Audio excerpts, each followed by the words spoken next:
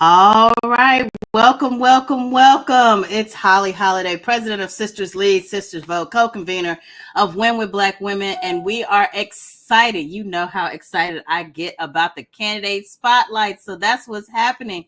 We have yet another fantastic, wonderful, amazing Black woman running for office. This time we are on the West Coast, y'all. We're going to be talking about uh, Ericka Wiley, who's running for Superior Court judge in in Los Angeles.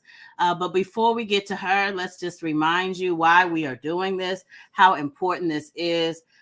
So first and foremost, it's important to understand that we've had a historic number of Black women running for office this season, this election cycle. We started out with over 1,100 Black women on the ballot, and going into this general election, we still have more than 500 of them that are seeking your support and vote. We want to make sure that you recognize how important it is for us to consider Black women candidates. Why? Because let's be honest, representation matters. And we know one of the key places that representation matters is in our judiciary. We know that when we have representation on the bench, what it really means is that we have people who understand and recognize a whole lived experience that is connected to who we are and how that interfaces with the legal system. And so it is our privilege and pleasure today to introduce Ericka Wiley, who is running for Superior Court Judge, seat number 48. Ericka has come from a background of more than 20 years as a public defender. And let me just stop right there and say, we often get a lot of defense attorneys that run for these judges. We get an insane amount of prosecutors that run for these judge positions. But to have somebody who comes from a public defender background, someone who has seen up close and personal how the law can work both for and against clients simply because of their ability to marshal resources or access, that kind of background and insight is really invaluable for the bench. Now, I didn't put my little lawyer hat on here for a minute. And as a former person, one of my first jobs out of law school was working with legal aid. So I take this stuff seriously. And I tell you, there ain't enough folks with this type of background. Yes, we love her because she's a Black woman. Yes, we love her because of that demographic representation. But I can't even get through the introduction. I stopped on public defender and couldn't go no further. So let me just say that not only has she, in her public defender role, has she represented clients in criminal cases, but she's also supervised attorneys. She's got endorsements from, I think, everybody in Los Angeles, from Democratic clubs to the LA Times to unions and all the folks in between. The list is far too long to list, but I will also note here that in addition to her years of service, she's also a mother. She's also part of a blended family of with immigrant background, and she understands and is here to be part of the solution. Welcome, Ericka Wiley. Hello. Hi, thank you so much for having me. Thank you so much.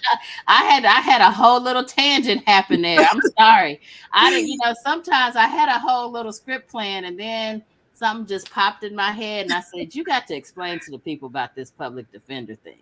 Well, I appreciate that because I'm often not well received as a public defender, but you don't do this work unless you love it. For as long as I have, unless you love it and you want to do good work. So thank you for that. I appreciate that. Absolutely. I love it. Well, listen, let's dive into the questions because we want to give the people what they want to hear. They're already chiming in and saying hello. We can't wait to hear from you. So I'm going to get out their way. Question number one is quite simply, why are you running for Los Angeles County Superior Court Judge, seat number 48? Well, Holly, mostly for the reasons that you talked about. the number one, representation matters. And for years, I didn't see people who look like me on the bench, and certainly not people with the background that you talk about. 70% of the judges in LA County come from a prosecutorial background. 60% of those are white men. And so over my years, 24 years in practice, I didn't see myself on the bench. And it played out in what was happening in our courtrooms, the lack of empathy, the lack of understanding about the people from our communities, the underlying causes of crimes. The people are not just penal code sections, but they come from backgrounds, a lot of time marginalized backgrounds, which bring them to the criminal justice system. And so being raised by a single mother in South Central Los Angeles, I didn't have to get to court to know that there are causes of crime. There are reasons why so many Black men are in our system, so many brown people are in our system.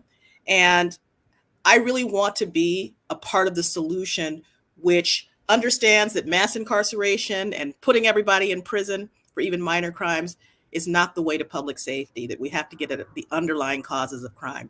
So I see now that it's my time to run. As you mentioned, there are many Black women across the nation on the ballot. The laws in California have changed, unhandcuffing judges and allowing them to make systemic change. And I want to be a part of that. So that's why I'm running. I love this. And I thank you for amplifying with better statistics than I would ever have, how important representation is. But also, I think beyond the life of a sentence or a determination at the end of a trial or plea, there's a life after. Sure. And I love that you bring that into why it's important to have someone like you. And in fact, not just someone like you, but you as a part of our judiciary.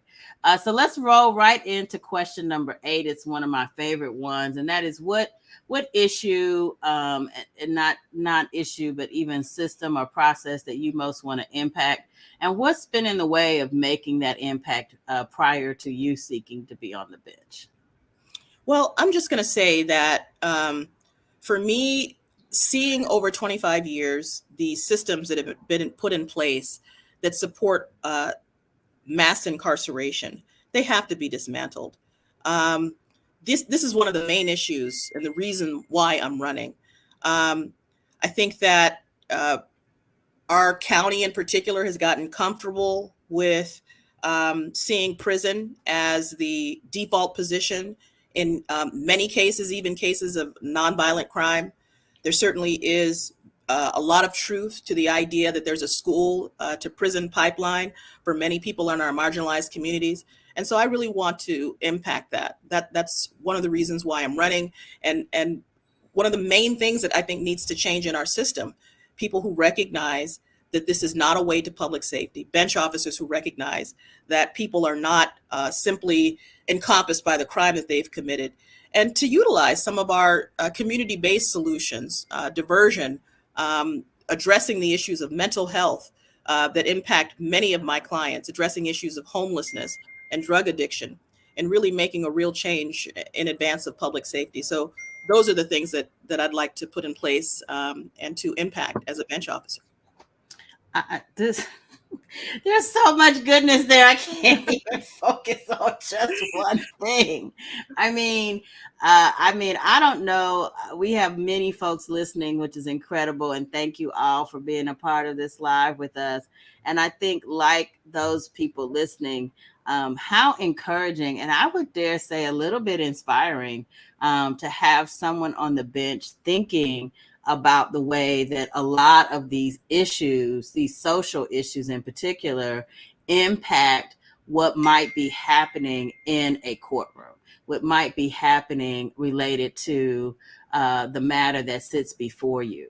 And I think it is a perspective that can uniquely come from your background as a public defender, because, in that role, you're not only dealing with the defendant, you're also dealing with their family. You have to think about the the other people who've been impacted by the charges, and how to create a space where I don't know if there's a win-win opportunity, but certainly that people are moved to a better place than what they started with when they came out. And so I'm just really loving and appreciating. And I know from my time in being a legal aid attorney, I wish I had a judge on the bench like you, who would be open to understanding not just the matter before them, but the context in which those things started to happen. Absolutely. And judges need to recognize that we're all community members. And a lot of times we try to make a division between victims and defendants. You know, a lot of the victims in my cases are the family members of mentally ill people, of people addicted to drugs. And so there's no win-win in that family, right? There just needs to be a change and a support for changing that person's life, because that's what everybody wants. So yeah, I mean, and even in the and especially, I think, when we think about it from a Black community and immigrant community perspective, many of these incidents are happening in close relationship to each other. Yes. So even outside of the family, maybe even our chosen family, our friends, our neighbors, our community members, and either way, there's really, like you said, there's really no win when the community is in pain like that. So I definitely appreciate, all of what you're sharing here. Well, let's have a little fun. Let's talk about, I mean, that's probably not a phrase that folks will hear much when related to a criminal court system, but let's talk about the joy. Let's talk about question number 3. Our third question and final question is, assume that I haven't ever been to Los Angeles and haven't had any contact with the people or communities in Los Angeles. Tell me something exciting that makes you proud or excited to be a judge in this community. Wow. I'd have to say, first and foremost, the diversity of my community. California and LA County in particular is a melting pot of ethnic diversity. I'm a foodie, so the food opportunities across, my county, Mexican restaurants, Indian restaurants, anything that you might be looking for, the language diversity, the cultural diversity, the street fairs. It's really amazing. And, I've lived in different parts of the country. I, got my undergrad at Fisk University in Nashville, Tennessee. I've lived in Ohio, where I went to law school. But this place is really just a bastion of ethnic diversity. And I love that about my community. So that's something I would, hype up about LA. And then, what you hear is true. It's summer here all year round for the most part. We're in November now, and I'm looking out my window at a, 7-degree sunny day.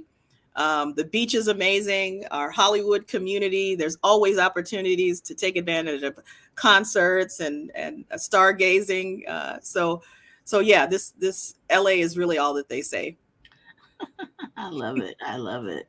This is amazing. Well, listen, you don't have to convince us about the City of Angels. We're really excited. We're excited about your leadership in it. And I mean, this has been really a really solid conversation. I think we've really given the people a lot to think about. And most importantly, I think we've given them fantastic reasons to support you. Yes. And so let's make sure that they know how to do that. Please reach out to Ericka Wiley on wileyforjudge.com. That's Wiley, FOR, judge.com. She's also Wiley, the number 4 judge on Instagram.